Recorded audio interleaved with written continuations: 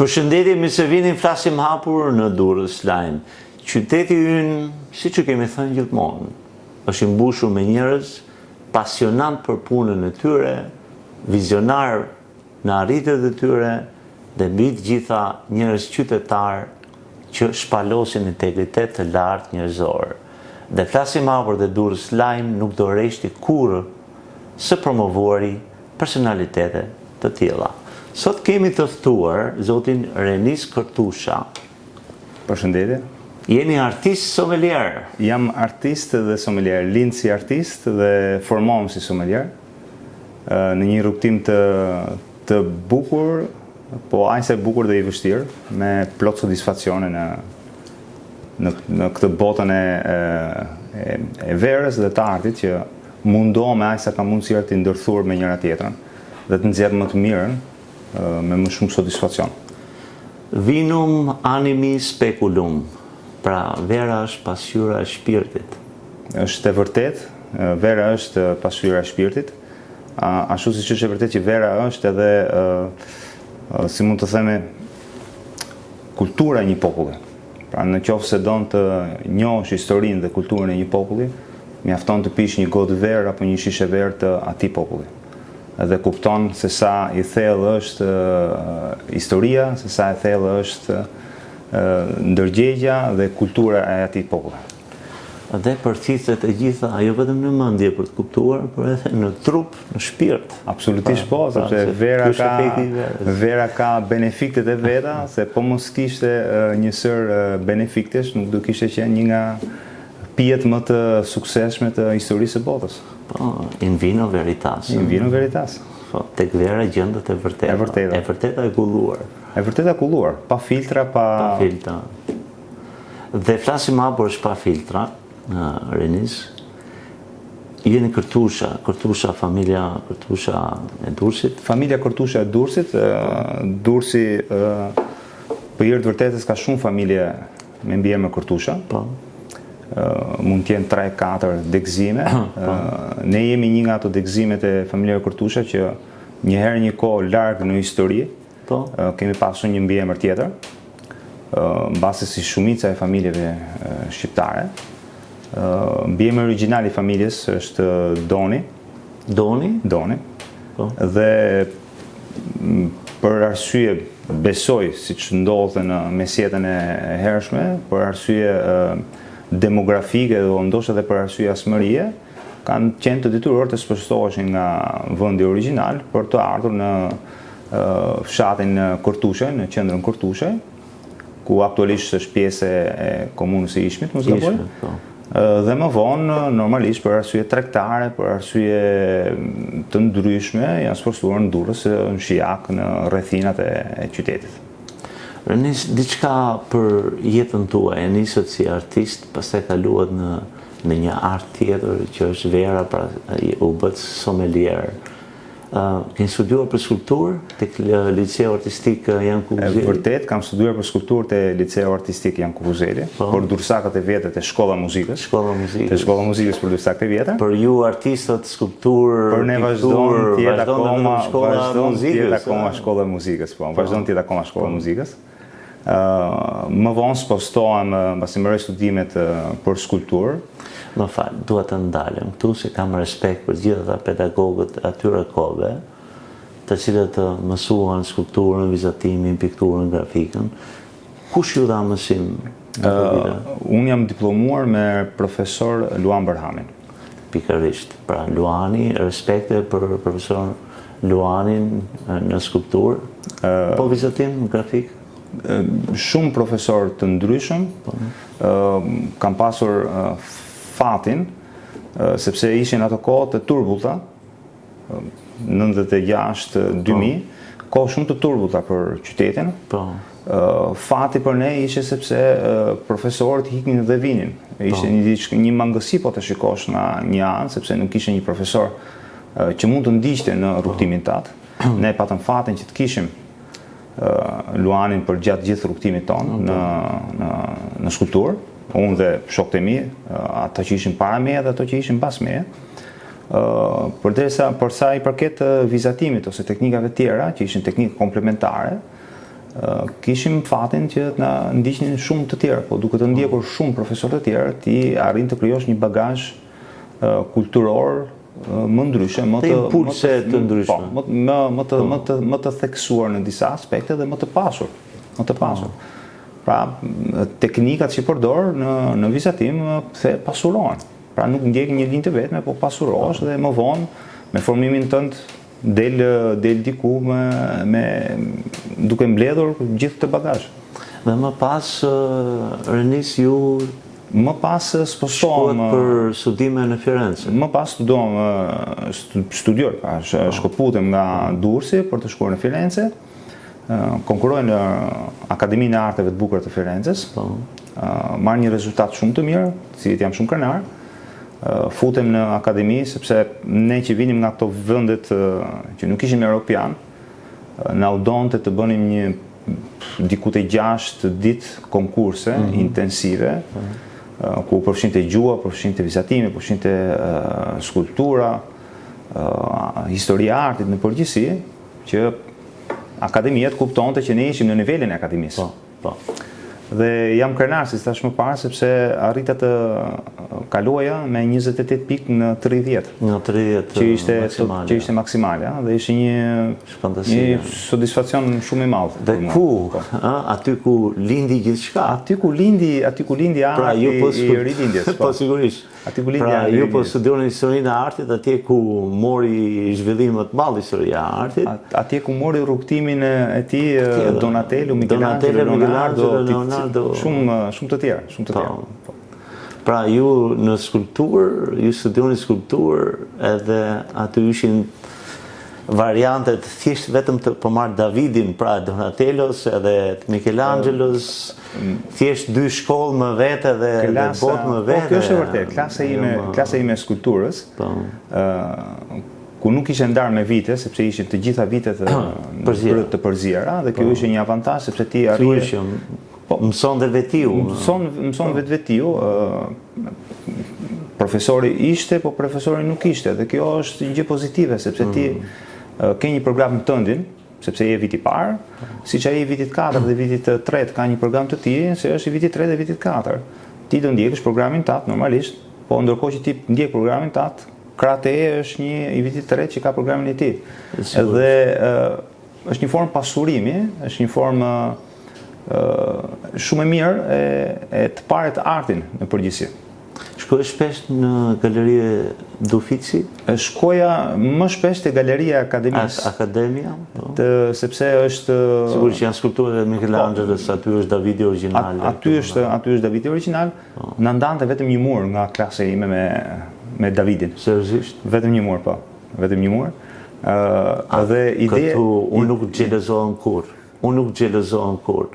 Por kjo që sa po më therenis, unë personalisht duke ditur vlerat, çfarë profesion ajo galeri, dhe të studioje vetëm me një mur ndarës, është privilegj shumë i madh. Vetëm një mur dhe unë e kuptova relativisht vonë që ai muri ndante atë pjesën e vendit të galerisë ku ishte Michelangelo, ku ishte Davidi i Michelangelos dhe skulptorët e tjerë të Michelangelos. Po ishte shumë ndjesi e bukur, se normalisht minimizohesh te ajo se thu, unë po bëj programin tim, kam skulpturën time, kam projektin tim në dorë, dhe ndërkohë që pas krave të tua qëndron një kryevepër e artit botror, ku në atë kohë koincidonte edhe 550 vjetori, mos gaboj, i veprës. Më duket i lindjes, o i veprës të Davidit, o i lindjes të Michelangelos, diçka ishte një vit jubilar dhe kishte dyndje nga gjithë bota, dhe një nga kritikët e madh të artit të asaj kohe e lishoi pak dorën, duke thënë që unë vetëm kur shoh Davidin në të gjithë aspektet e tij, kontemploj 3/4 e artit botror. Po sigurisht. Pajton. Kur e shikon atëherë kupton që është e vërtet. Vetëm për të diskutuar për Davidin e Michelangelos, unë mendoj që duheshin shumë episode nga flasim hapur për ka shumë mundësi. Dhe ju bëni kthes. Nga ky art shkoni në një art tjetër. Bëj një kthes sepse si normalisht ndodh rëndomt me diasporën shqiptare kur shkon të përbashkët me një realitet si Italia, po edhe Gjermania dhe Greqia dhe shtete tjera ku ne kemi qenë shumë prezent për studime. Normalisht ke nevojë për që të mbash, ke nevojë të jetosh, ke nevojë për shumë gjëra. Dhe filloi punë në një restorant. Dikuj ispostuar nga Firenze, jo shumë ispostuar, por pak ispostuar nga Firenze. Një realitet tjetër, një qytet më e qetë, më pak kaotike, dhe gjatë punës në këtë restorant punoja pak ditë në javë, nuk punoja shumë, sepse normalisht mu donte kohë për akademinë. Filloja pasionohem dal nga dal me verën. Filloja pasionohem me këtë pije që është artë më vete. Patjetër. Artë më vete në të gjitha kuptimet, siç thamë edhe më parë, historia e botës më fillim të përfshihet brenda një gote verë. Dhe u apasionova aq shumë sa që në një moment të caktuar të jetës time vendosa që vera do të ishte pasioni im primar dhe vura në një sirtar të rrugës time, të historisë time, vura në një sirtar gjithë pasionin tim që kisha për artin. Përfshirë pikturën, skulpturën dhe gjërat e tjera. Vendosa në atë moment të ngrija provimet, pra të stopoja provimet në akademi, shkputem nga akademia dhe filloj këtë rrugtimin e somelierisë. Në një asociacion, që është Asociacioni Italian Sommelier, një nga më të akredituarit në nivel europian, dhe diku mas afro 3 vitesh, studime intensive, pa ditë pushimi në punë konstante, arrit të diplomohem me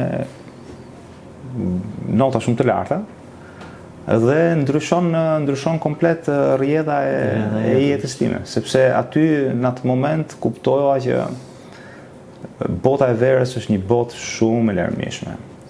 E fillova në nivelin e parë, ndahet në 3 nivele, ose në 3 vite, fillova në nivelin e parë, thjesht sa të akumuloja pak dije më shumë, të shuaja pak atë kuriozitetin tim. Kur e mbarova, pastaj kuptova që nuk di asgjë. Dhe ishte vërtet thënia që ne dim atë që s'dim asgjë. Dhe ishte shumë e vërtet. Aty realisht mu hap një dritare shumë e madhe. Kuptova që kisha nevojë që të dija më shumë nga kjo fushë, të dija më shumë nga vera, po duke studiuar pastaj merr një rrjedhë tjetër, sepse jo vetëm akumulon dije mbi verën, mbi historinë e verës, po akumulon dije edhe mbi historinë e vendeve ku prodhohet vera. Histori mas historie, pijet në përgjithësi, çfarë do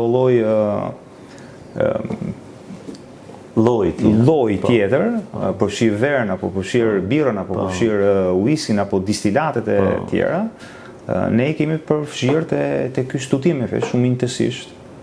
Dhe më vonë kemi kam bërë edhe po të themi masterat të vegjël për disa disiplina të tjera që ishin të përfshira te bota e verës. Nga dallon vëreshtaria italiane, për shembull, besoj që e ke nisur me Italinë. Me Italinë, po. Nga vëreshtaria shqiptare? Ndryshon në historinë e pandërprerë. Në çfarë kuptimi? Në historinë e pandërprerë, sepse Italia ka një histori të konsoliduar të vëreshtarisë. Pra, ata kanë të pandërprerë, ndërsa ne kemi me ne në periudhat e caktuara, Shqipëria në periudhat e caktuara të historisë tonë e ka pas të ndërprerë. Për ndërprerë për shumë arsye, po arsyeja themelore, ajo që na ka bërë të ndjehemi pak më të vegjël në cilësi, ka qenë periudha otomane. Periudha otomane mund të pas shumë gjëra pozitive, po nuk diskutohet nga ana vreshtarisë që ato nuk kishin asnjë lloj interesi, sepse vreshtaria ishte një disiplinë ku prodhoi vera në përgjithësi. Prodhoi alkool. Prodhoi alkool dhe nuk e konsumonin. Nuk e konsumonin. Për arsye fetare, po. Normalisht. Dhe zonat në Shqipëri që arritën të mbijetonin me vështirësi, me shumë vështirësi, kësaj pike të historisë, ishin zonat katolike. Zonat katolike në veri dhe disa zonat e caktuara ortodokse në jug që mbajtën me kthetra ato manastiret e vegjël dhe mbajtën kultivimin e vrestave për arsye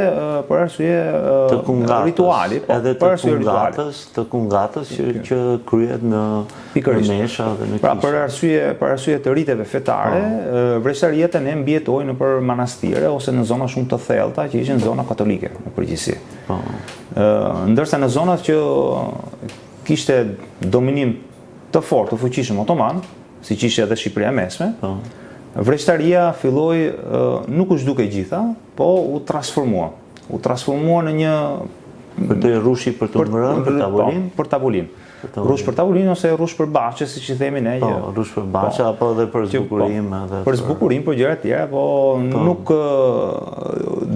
doli pak jashtë përdorimi i vrestave për verë, pra për tregti, për shumë gjëra tjera. Aty humbet me fjalë edhe shumë avantazhe, sepse zonat katolike, për shembull, paguanin, kemi një histori shumë bukur, një histori për zonat katolike dhe për verën. Në Kallmet të Lezhës, është zonë e njohur për varietetet, për Kallmetin në përgjithësi, për Kallmetin e Kuq. Është zonë shumë e njohur dhe në një pikë të caktuar të historisë, normalisht gjithë murgjit paguanin diçka Vatikanet ose paguanin diçka një lloj haraçi. Dhe në një moment të caktuar nuk kishin, sepse zona ishte shumë e varfër, kishte blloqet otomane që nuk lejonin tregtinë dhe arsyet e tyre. Dhe këto në momentin që vjen pika që mbledhësi. Pika e vështirë, pra, që do paguanin, nuk kishin asgjë tjetër përveç verës që kishin përëdhuar vite përpara dhe thonë ne nuk kemi asgjë, kemi vetëm këtë. Në qoftë se pranonin, ne jemi të kënaqur. Në ndryshe ne nuk kemi gjë, mbyllim manastirin, mbyllim murimin dhe ikim. Pranohet si haraç, pranohet si ofertë për Vatikanin. Në një moment tjetër të dytë arrin të shkojë vera në tavolinën e papës. Dhe një nga papët aso kohë nuk ka një dekret faktikisht, i pëlqen shumë vera dhe me një dekret papal, që është gjë shumë e rëndësishme për kohën, është një dekret papal edhe tani është i rëndësishëm, vendos që ajo zonë e Shqipërisë, pra ata murgjë në atë zonë të Shqipërisë, nga ajo ditë e tutje do paguanin haraqin vetëm ekskluzivisht në verë. Vetëm për verë. Verës. Në asnjë gjë tjetër. Normalisht është një gjë që neve duhet na krenojë dhe është një histori që ne duhet ta tregojmë vërrullshëm në çdo treg të Shqipërisë. Kemi referenca për këtë dekret? Me sa di po unë nuk kam pasur mundësinë ta shikoj dhe ta lexoj si dekret. E përmende sepse është shumë interesante. Po, është ekziston si dekret sepse është folur her pas here për ka referenca, unë nuk kam pasur mundësi ta lexoj. Do më pëlqente shumë. Do më pëlqente tmerrsi shumë. Qarku i Durrësit ose Shqipëria e Mesme, pra a ka pasuri në vreshtari, ka diçka autoktone edhe të rrallë? Po, kemi goxha, është shumë interesant si territor. Është territor shumë i pasur. Formimi gjeologjik i territorit Durrësit, i Shqipërisë mesme në përgjithësi, po pjesa bregdetare, po themi, është shumë e bukur. Ne kemi varietete autoktone tonat, sheshi mbi gjitha. I kuq i bardh? Të dyja.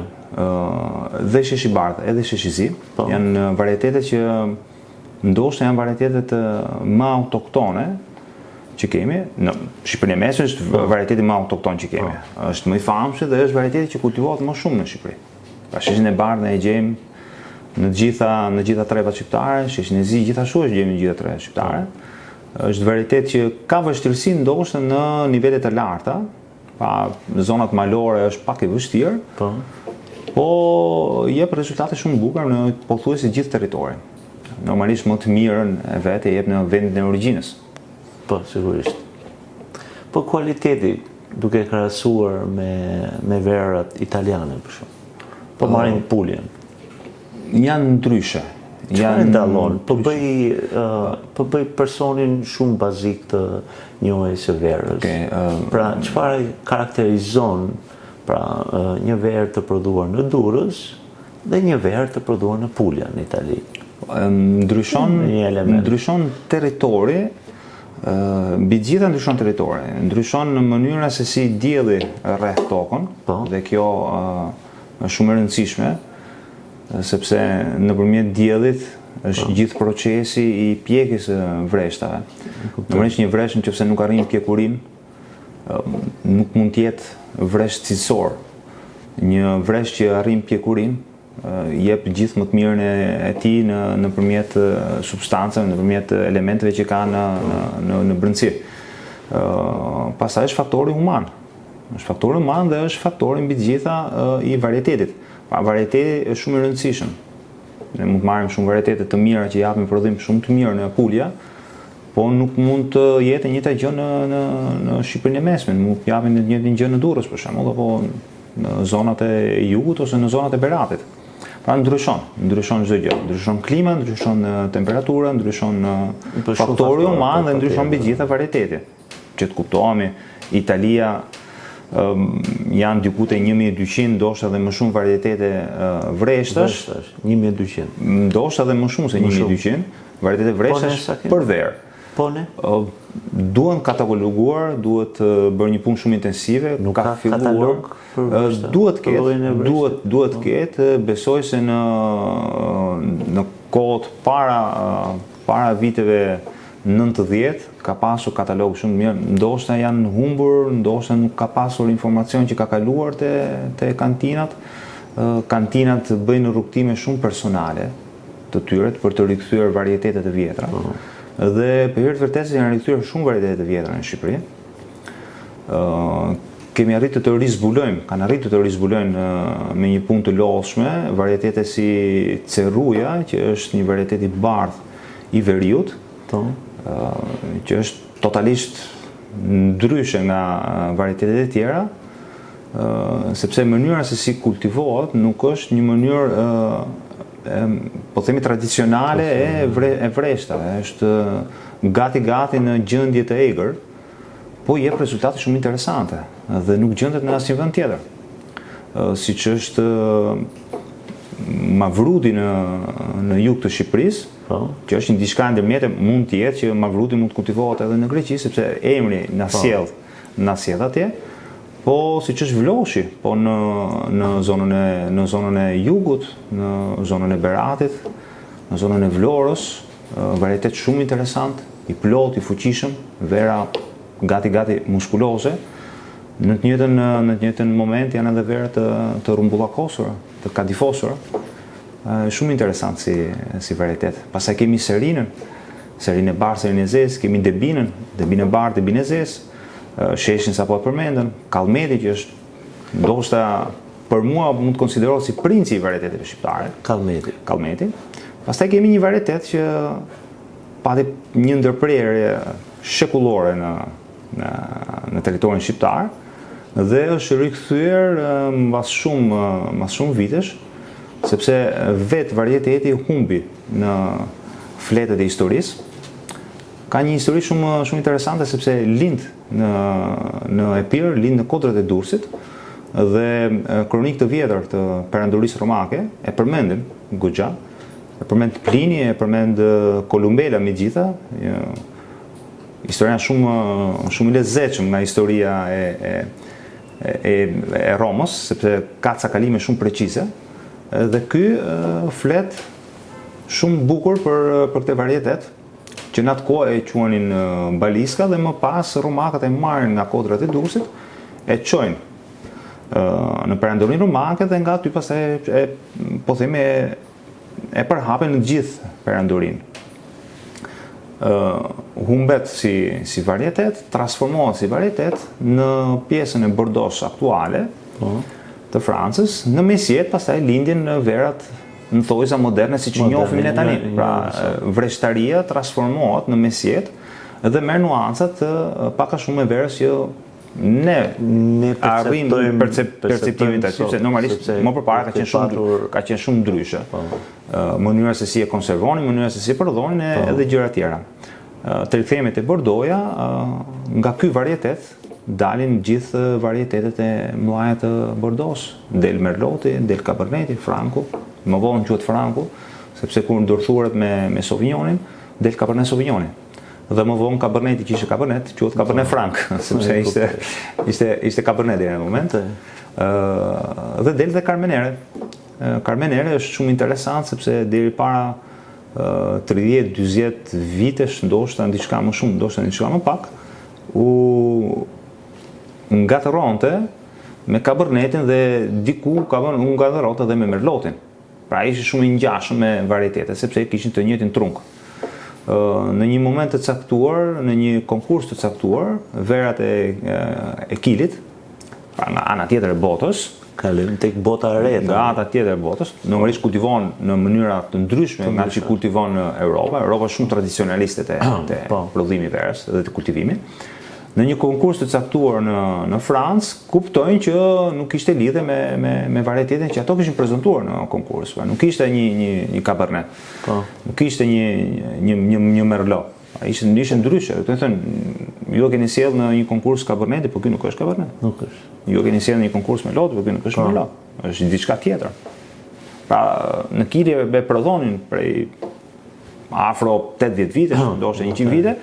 Dhe nuk e kishin idenë që ishte Carmenere. Dhe nëpërmjet analizave të ADN-s pastaj kuptojnë që ishte Carmenere. Bëni edhe analizë ADN-e për verën? Po. Dhe aktualisht ne kemi një kantinë shumë të mirë në nivel artizanal që prodhon Carmenere në Durrës. Është Cantina Bello në Kodrat e Perlatit. Cantina Bello kam provuar verën. Unë në aspektin njerëzor mund të them fantastik. E vërtet. Fantastik. E vërtet. E sa di prodhon disa lloje verësh janë unike, janë përzierje varietetesh. Po, prodhon shumë varietete unike që nuk gjenden në kantina tjera. Normalisht që të prodhosh vera unike dhe të prodhosh shumë varietete që nuk gjenden në vende tjera të Shqipërisë, është e lodhshme, është e kushtueshme, dhe vreshtaria shqiptare, sidomos prodhuesit e vegjël, në këtë moment të caktuar kanë nevojë për pak, si mund ta them, për pak mbështetje nga të gjitha anët, mbi të gjitha nga ana e institucioneve dhe nga ana publikut. Të mbështesin produktin shqip, konsumatorit duhet të mbështesin konsumin dursak, duhet kontribuoj, pra. Edhe pse kostot janë relativisht të larta, pra një shishe mund të jetë në fel shumë e lartë në çmim se sa një verë italiane që gjendet rëndom në skafalet e supermerkateve, po cilësia është shumë herë më madhe. Shumë herë më madhe. Absolutisht. Dhe Cantina Bello po bën një hap shumë të madh për vreshtarinë shqiptare në fshehtësi, me qetësi, pa u dukur, pa trombetuar shumë. Ka futur disa varietete që janë varietete hibride, që janë varietete të ardhmes, janë varietete të lindur në Gjermani, në laboratorët të studiuara postafat. Ka stile për këtë gjë që të i rezistojnë temperaturave, të rezistojnë ftohtë dhe mbi gjithë të rezistojnë sëmundjeve që kapin vreshtat. Sepse vreshja është shumë delikate. Dhe Cantina Bello ka bërë hapa të mëdha përpara në Shqipëri. Është pionier i kësaj teknike. Kjo është fantastike, sipërmarrje shumë e rëndësishme për qarkun e Durrësit. Dhe sipërmarrje të tilla duhen mbështetur absolutisht. Duhen. Është e domosdoshme, po siç do mbështetje kantina që sapo përmendëm, po janë edhe kantina tjera që kultivojnë dhe çojnë përpara një traditë familjare me aq sa munden. Durrësi është plot me kantina të vogla, është plot me agriturizëm që prodhojnë verë për shërbimin e brendshëm dhe që nuk njihen nga publiku. Kantina tjera të vogla që mundohen të futen në tregun shqiptar, po nuk kanë akses në tregun shqiptar sepse janë shumë të vegjël, mbase kanë probleme të ndryshme. Është marketingu, janë shumë faktorë. Po ditë them te që Shqipëria po vën hapa përpara, vera shqiptare janë shumë cilësore. Kantinat e vogla mbi gjitha nxjerrin perla vit për vit. nxjerrin perra të vërteta vit për vit. Kantinat e mëdha janë të konsoliduara, pra punojnë shumë mirë, sidomos zona e Beratit, kemi zonën e Lezhës, kemi pak më sipër, zona e Pogradesit, zona e Korçës. Vitet e funit më ka surprizuar shumë zona e Leskovikut. Zona e Leskovikut ku dalë në një mënyrë shumë të vrrueshme dhe realisht prodhojnë vera shumë cilësore. Ja, kjo është për të admiruar. Sepse ne diskutuam për historinë dhe rrënjët e identitetit tonë dhe pra vera, vreshti, rrënjët është cikli i vetë historisë kombit tonë. Është cikli i vetë historisë tonë. Pra tek vera që ne pim sot është e vërtet. Është vjelur në një rush, në një pra hardhi që ka rrënjët në këtë tokë. Dhe kjo tokë ka histori të pasur që shumë prej kësaj historie ne dim dhe e njohim, po ka dhe të panjohura. Përmbi të gjitha që na bën krenar sepse është toka jonë, është dheu ynë. Është toka jonë, është dheu ynë dhe mbi gjitha neve kemi mundësinë tani të provojmë produkte që sapo thash përpara ishin harruar nga fletët e historisë, dhe tani kemi mundësinë që ti rikthejmë dhe ti ripërjetojmë. Dhe ti ripërjetojmë. Kjo është e vërtetë. Kjo është një simbolik shumë e rëndësishme. Një pyetje. Po, patjetër.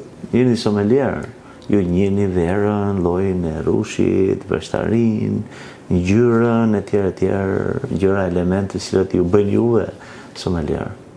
Vetë ju në shtëpi çfarë pini? Është pyetje e vështirë. Pi verë mbi gjitha. Çfarë vere? Pi verë mbi gjitha dhe në bazë të ushqimit mundohem të pi verën e duhur për ushqimin e duhur, për edukim për ata që na ndjekin.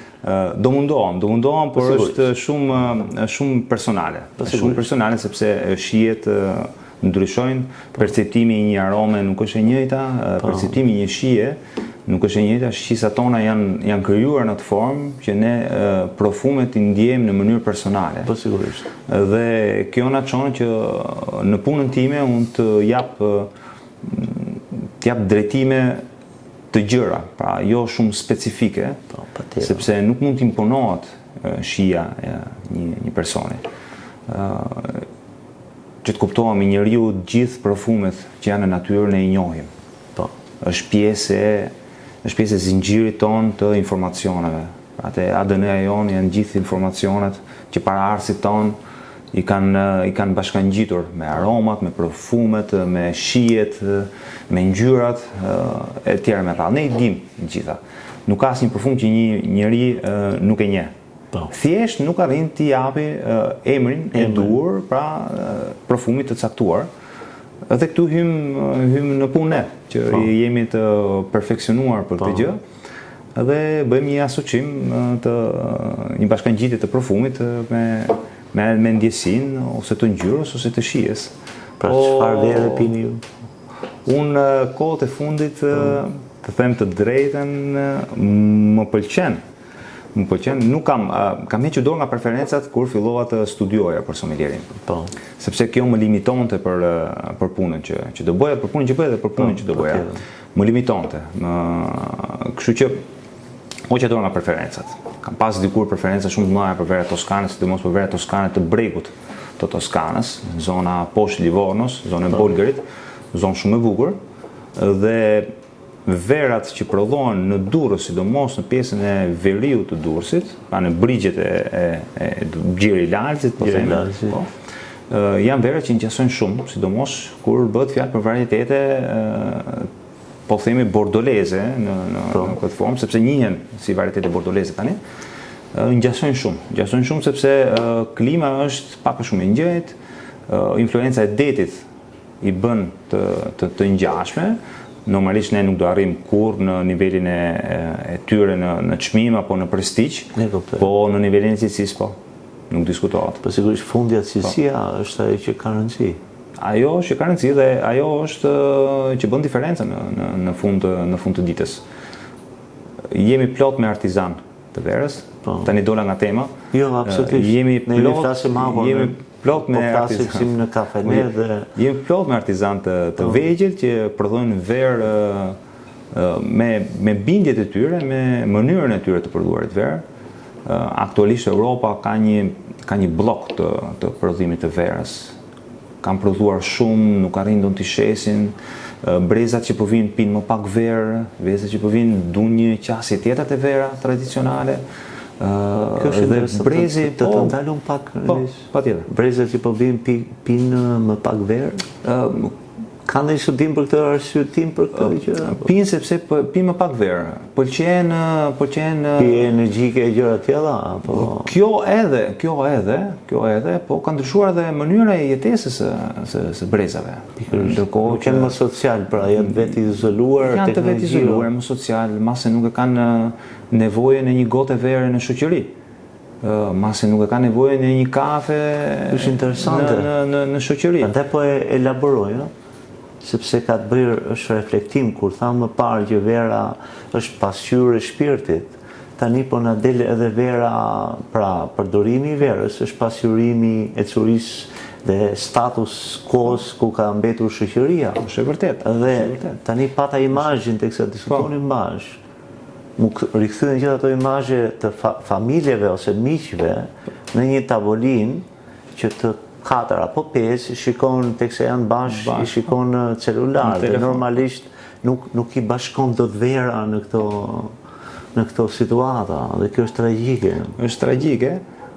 Nuk është në nivele të alarmante, kuptoj, por është indikacion. Normalisht në bazë të vendit në fel ku jeton njëri, është më pak influencuar nga kjo gjë, ose që mund të jetë më shumë influencuar. Po flasim Italinë, unë jetoj atje, kam jetuar shumë në Toskanë, tani jetoj në Sud Tirol, në veri të Italisë, në Alto Adige, në një zonë turistike, dhe kultura e Italisë, pavarësisht në rajonit, është kulturë tavoline, pra familjet italiane ulen në tavolinë, sido që t'jetë, ulin, flasin, janë të zhurmë shumë normalisht, janë shumë gjashëm me ne, më të gjashëm se sa shmendojmë ne, dhe kanë gjithmonë gotën e verës përpara, shishen e verës ose brokën e verës përpara. Kjo do vazhdoj, do jetë. Por në konsumin e përditshëm, në përbarë, në për restorante, në për lokale, në përgjithësi, tendenca është në vera që kanë më pak alkool, ose në vera që janë më letë të asimilueshme për njerëzit. Kjo normalisht ka anët negative, ka dhe anët pozitive. Po, përsa i përket kulturës verës, themi të vërtetën është një diçka, por të bërë me raku nuk është alarmante. Kurse në Shqipëri nuk është e njëjta gjë. Nuk është e njëjta gjë. E has shpesh edhe me breza që janë më të vegjël se sa unë, që janë kurios për verën, bëjnë krahasime normalisht me verën italiane, me verën franceze, bëjnë krahasime të cilësia, bëjnë krahasime të sasia që prodhohet, edhe mbi gjitha bëjnë krahasime të çmime. Është faktori kryesor në fund të ditës, çmimi. Po Shqipëria po ecën mirë dhe duhet thjesht të vetë ndërgjegjësohemi që ne prodhojmë verë cilësore. Prodhojmë verë cilësore shumë të mirë.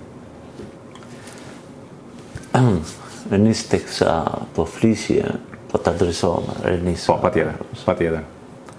Teksa po të shëtoni për sipërmarrjen shqiptare, suksesin, qarku Durrësit. Dhe po mendoja dhe është mirë ta themi këtë. Pra pas shekush, ndërprerje, pothuajse të izoluar, pothuajse çdo gjë. Paktën nga perëndimi po. Pastaj edhe gjysmë shekulli të izoluar nga gjithë bota. Pra historia moderne e Shqipërisë merret vetëm 30 vjet e fundit. Dhe sa shumë kanë bërë shqiptarët si ju në radhë parë, keni shkuar, keni studiuar, keni shkëlqyer në Itali, diaspora shqiptare që ka shkëlqyer kudo në botë, dhe sipërmarrësit e Durrësit e Shqipërisë, që shiko çfarë gjëra është bukur që po bëjnë.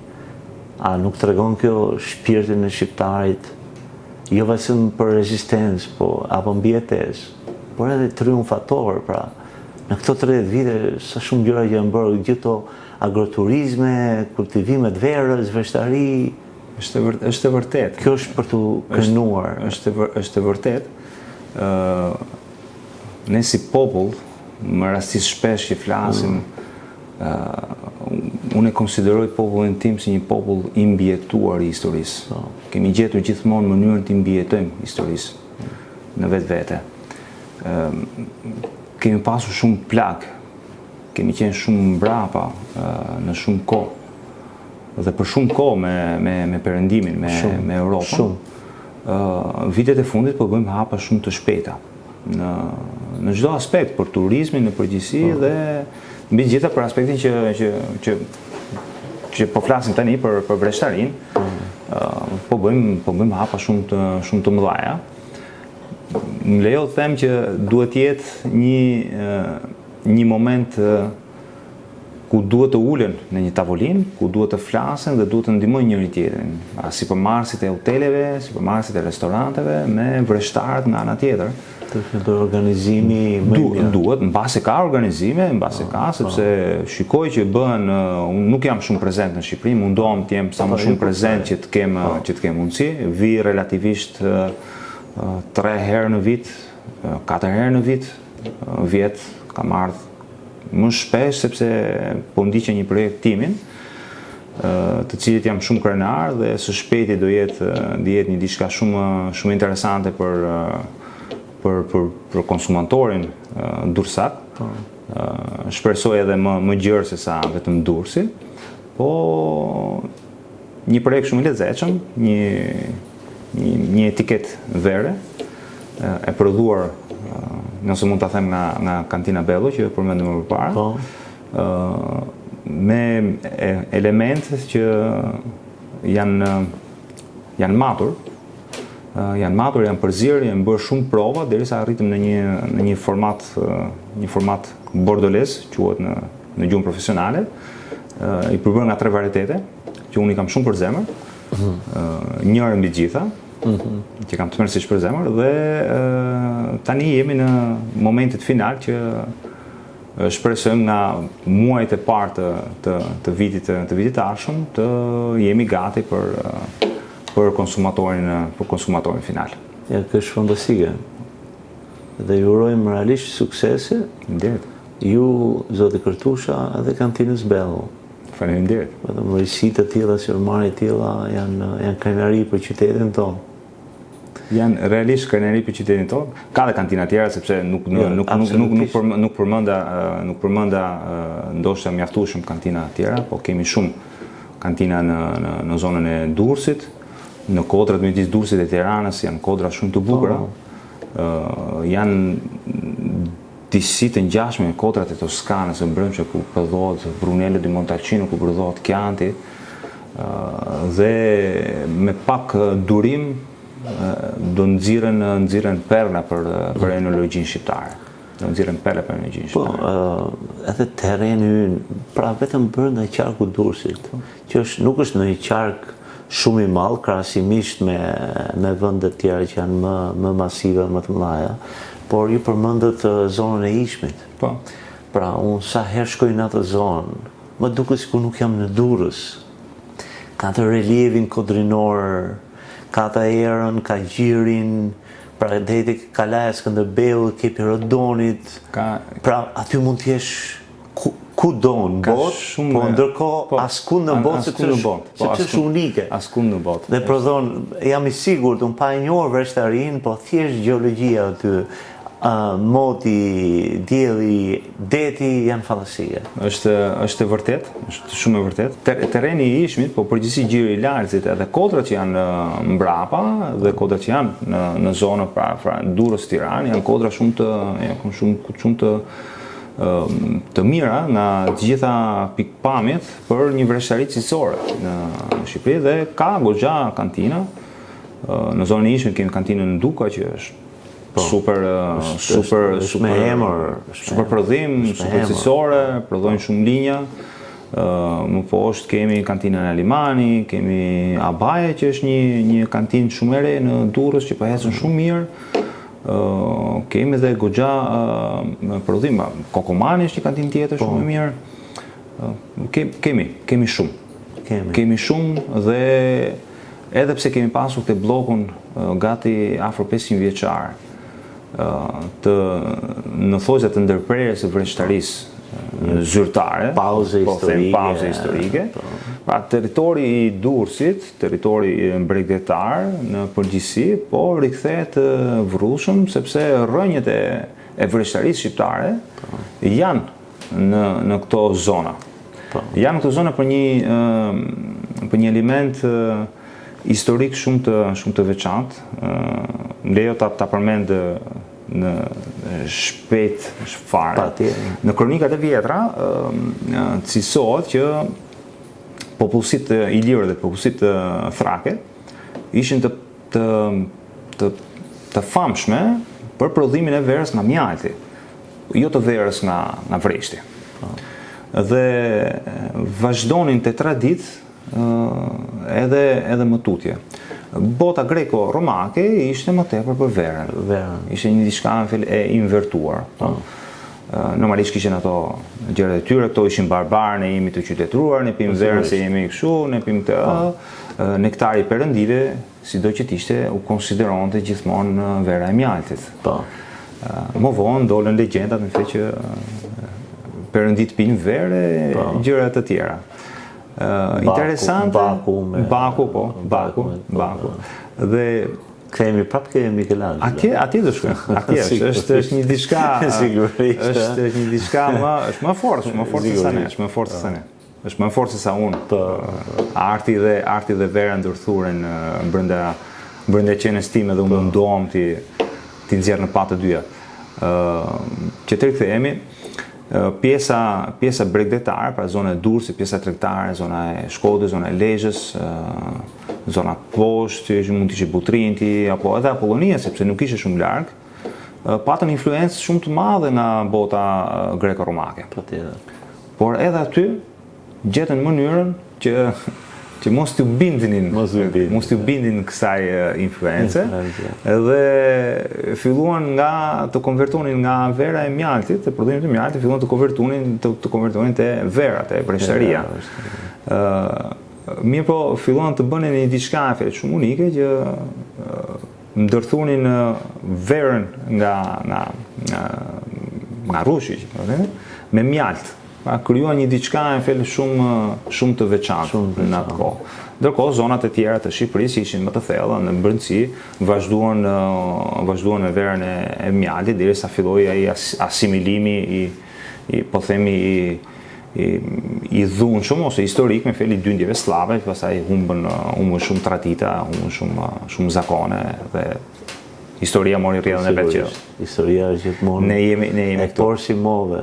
Pra gjithmonë ka rrjedhën e saj. E vërtet. Dhe gjithçka që ne folëm për këtë pasuri kaq të madhe që nuk është thjesht pije, e diskutuam është art, por është thjesht histori e kulluar e kësaj treve. Dhe vlen të përmendim që statistikisht Shqipëria ka 300 ditë me diell nga 365. Dhe jemi vendi i dytë për popullat në Evropë për burime ujore. Pra kemi ujin, kemi diellin, kemi tokën, kemi detin, i kemi të gjitha, dhe njerëz të suksesshëm, sipërmarrës të suksesshëm, të cilët po shndrisin, sidomos në këto 30 vjet e fundit, dhe të cilët na krenojnë të gjithëve, dhe sikurse edhe ju rinis për punën që bëni dhe përfaqësoni Durrësin në Itali me profesionalizmin tuaj. Mundohemi. Vim tek momenti i thënies së javës. Këtu janë disa thënie nga njerëz të mençur dhe popull. Një koment, ju lutem, mund të përzgjedhni njërin prej tyre.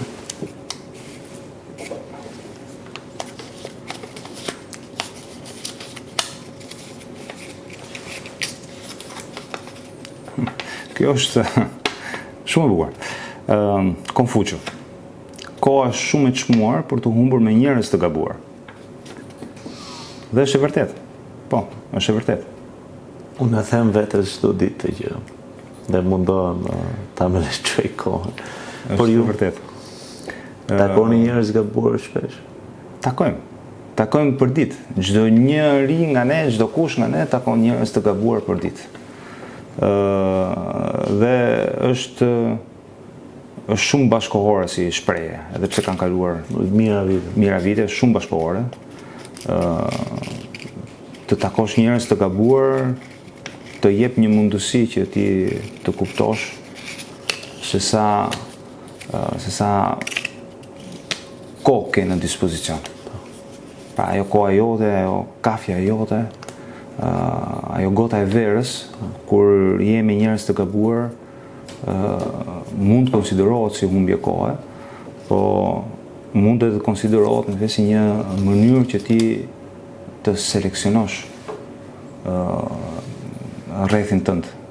Pra është si Edisoni që nuk u dorëzua te lampa, po tha nuk kam gabuar, tha nuk kam falimentuar tha me këto tentativat, po thjesht kam gjetur mënyra që nuk vlen për me arritur dhe njerëzit e gabuar janë pak a shumë e njëjta gjë.